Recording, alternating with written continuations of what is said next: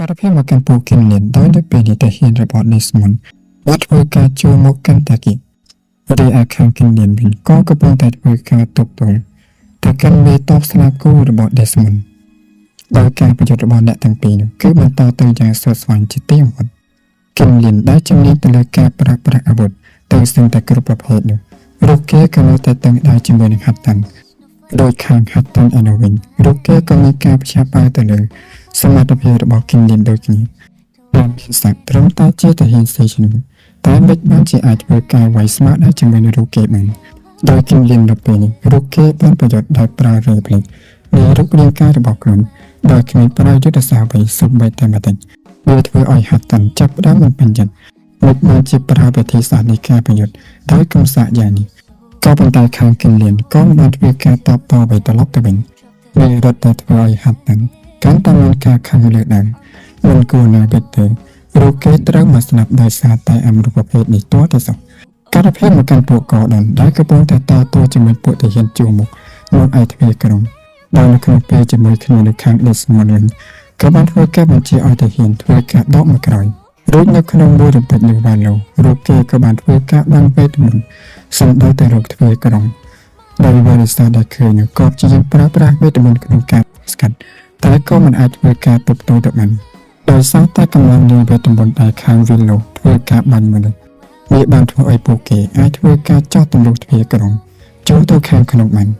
ពេលបានជាដេស្មុនបញ្ជាឲ្យធ្វើការលើតបចូលទៅខាងក្នុងឲ្យអស់ដោយពួកក៏ដនដែលឃើញក៏បាននាំគ្នា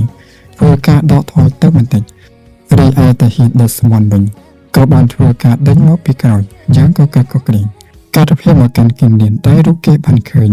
ក៏ចាប់ផ្ដើមផ្លាស់ប្ដូរនៅយុទ្ធសាស្ត្រនៃការប្រយុទ្ធវាធ្វើឲ្យហាត់តាន់មានការឆ្ងល់បន្តិច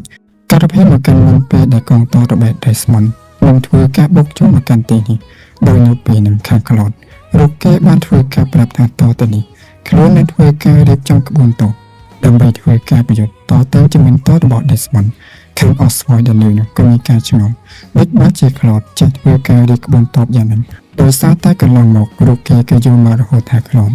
គឺមានឋានៈត្រឹមតែជាទេសកលប៉ុណ្ណោះប៉ុន្តែក្លត់ក៏បានប្រាប់ថាខ្លួនទៅរូបគេគឺជាមនុស្សម្នាក់ដែលទទួលស្គាល់ពីសកលរាជានិយមបន្ទាប់មកក្លត់ក៏បានធ្វើការចាប់ផ្ដើមប្រាប់ពីផែនការមួយនេះដោយផែនការមួយនេះគឺអាចធ្វើបានលុះត្រាតែទ្វារក្រុងត្រូវបានបំផ្លាញចោលតែប៉ុណ្ណោះដោយរូបគេបានប្រាប់ថាឲ្យតបពីភាគ3នោះធ្វើការភៀសខ្លួនចេញភ្លាមៗនៅពេលដែលទ្វារក្រុងត្រូវបានបែកឬអាចតបដល់នៅសតតែប្រមាណនោះគឺធ្វើការទាញយកចំណាក់អារម្មណ៍របស់តោះសត្រូវហើយនៅសតប្រមាណនោះគេត្រូវតែចាំស្ដាប់នៅសញ្ញារបស់គិនលៀនការភាពមកកាន់បច្ចុប្បន្នវិញគិនលៀនរូបគេបានប្រើល្បិចធ្វើការនិយាយរឿងរបស់វិទ្យាថាសិស្សហើយនឹងគ្រូនេះគេដូចគ្នាបែប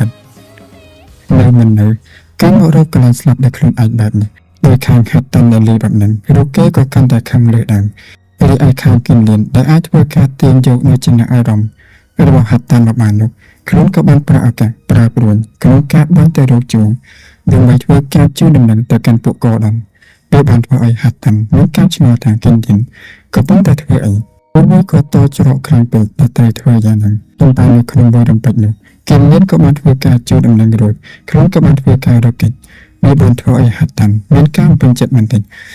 ក៏ប៉ុន្តែនៅពេលហ្នឹងអ្នកចម្បាំងស្លាប់គូក៏បានធ្វើការចុងបរិយាថា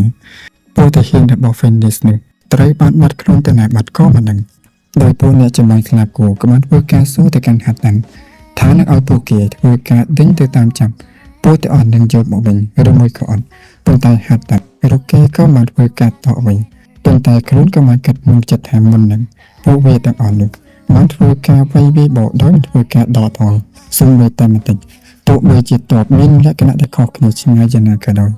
តើឲ្យនៅពេលនេះគឺមានការចាញ់ប្រៀបយ៉ាងណាក៏ដោយពួកវាក៏មិនគួរណាធ្វើការដកថយទៅលឿនយ៉ាងនេះនៅពេលដែលហាត់តាន់ធ្វើការគិតទៅគិតមកខ្លួនក៏បានធ្វើការប្រញាប់ឲ្យប្រាប់ទៅហ៊ានទាំងអស់ធ្វើការចាក់ចេញពីក្នុងមន្ទីរមេឌីឲ្យបានលឿនជាទីបំផុតការផ្លាស់មកកាន់ពួកគិនលៀនដែលកំពុងតែត្រូវបានពួកទាហានដេស្មុនធ្វើការដេញតាមមកពីខាងក្រោយនៅក្នុងពេលជាមួយគ្នានោះនៅសុកពួកគិនលៀនក៏ត្រូវបានបាត់ទៅដោយអាចកំបាំងដែលមានត្រឹមតែវ៉ារិសាតែប៉ុណ្ណោះដែលកំពុងតែឈ្មោះនៅចំពោះមុខរបស់ពួកគេ រួចតមកបនិសាក៏បានបើកប្រាវេទមន្តលំដាប់6ដំបូង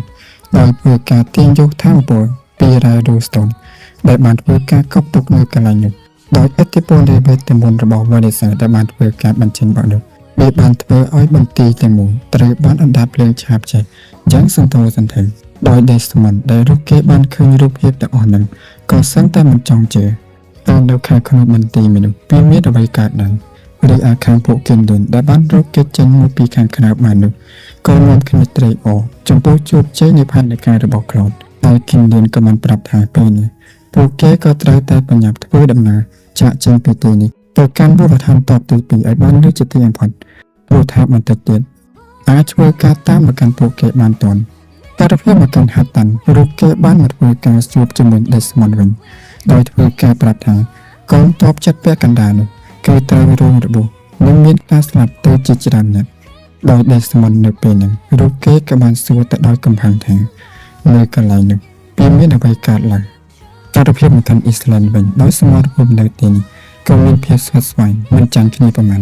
ដោយកងទ័ពរបស់បានលៀននោះក៏ត្រូវបានអ៊ីស្លែនធ្វើការសម្លាប់ទៅយ៉ាងខូខើជាទីបំផុតដោយសូម្បីតែមេតបយ៉ាងបរិកាក៏នៅតែមានការយឺតយ៉ាវជាមួយនឹងសមត្ថភាពរបស់អ៊ីស្លែន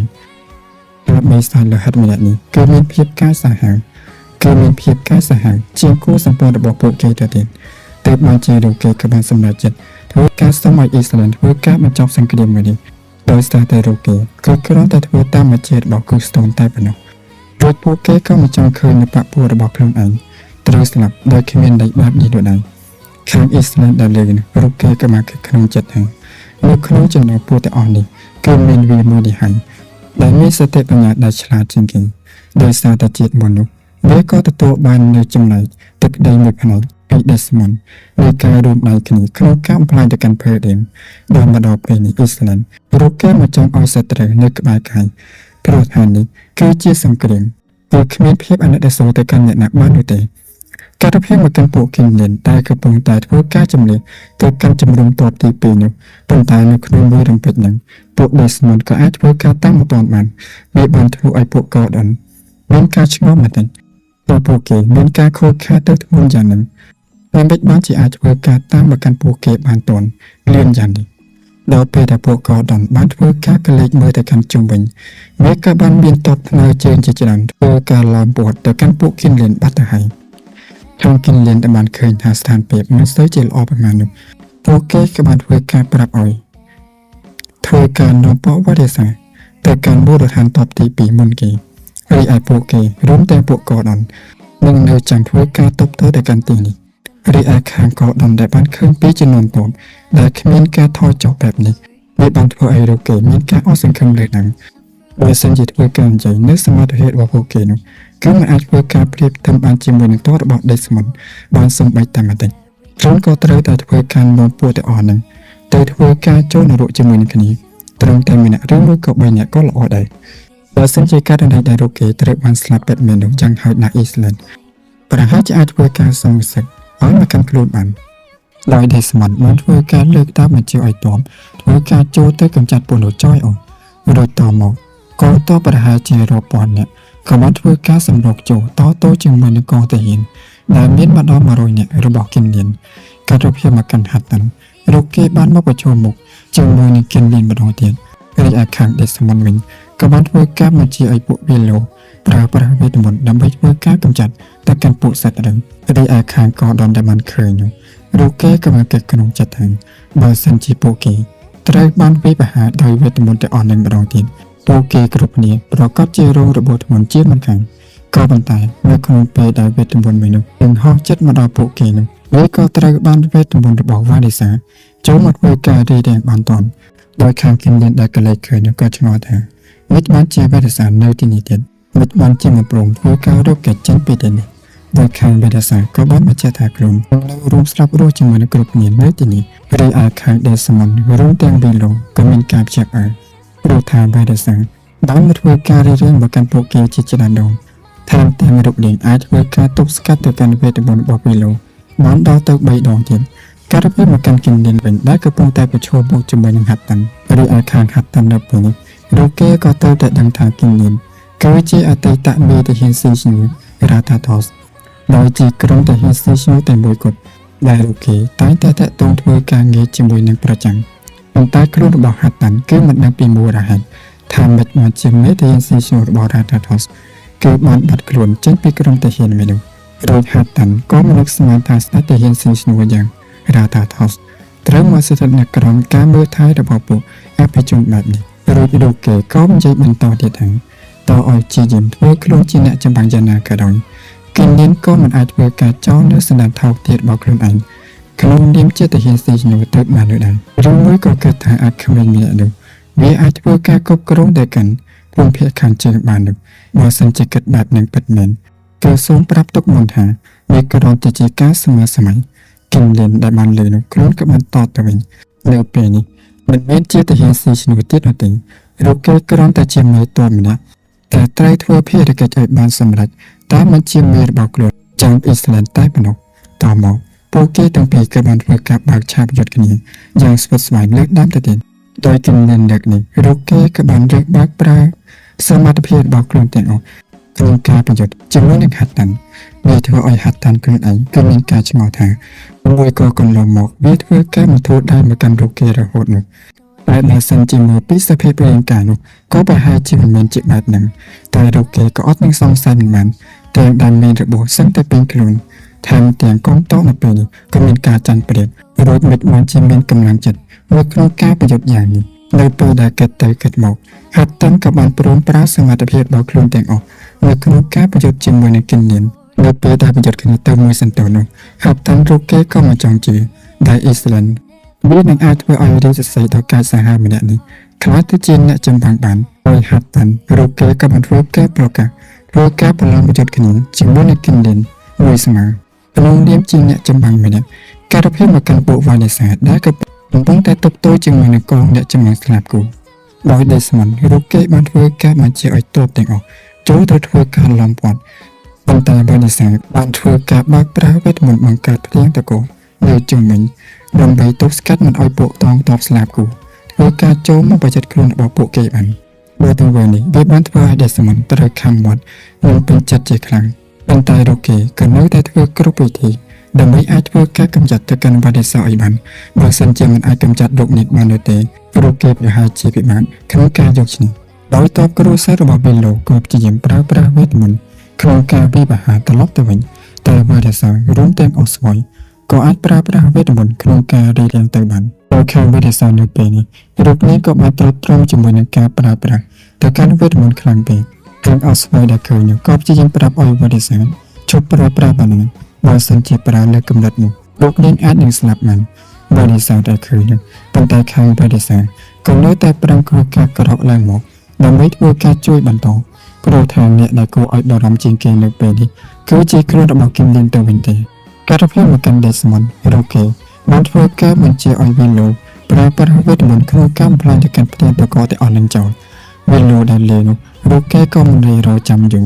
ទោះបីជាខ្លួននៅពេលនេះទោះបីជារូគេនៅពេលនេះគ្មានមណាដែលប្រើប្រាស់គ្រប់គ្រាន់ក៏ដោយដោយខាងពួកវ៉ានេសាដែលកំពុងតែធ្វើការទប់ទល់ជាមួយពួកតាហ៊ាននោះក៏ស្រាប់តែមានដុំភ្លើងកំពុងតែហោះនៅលើក្បាលរបស់ពួកគេពួកក៏ដងដែលឃើញនោះរូគេក៏បាននឹកឃើញភ្លាមថាវេទមន្តមួយនេះគឺជាវេទមន្តមួយដែលធ្វើការកំទេចទៅកាន់ទ្វារក្រុងទៅមុនដែរ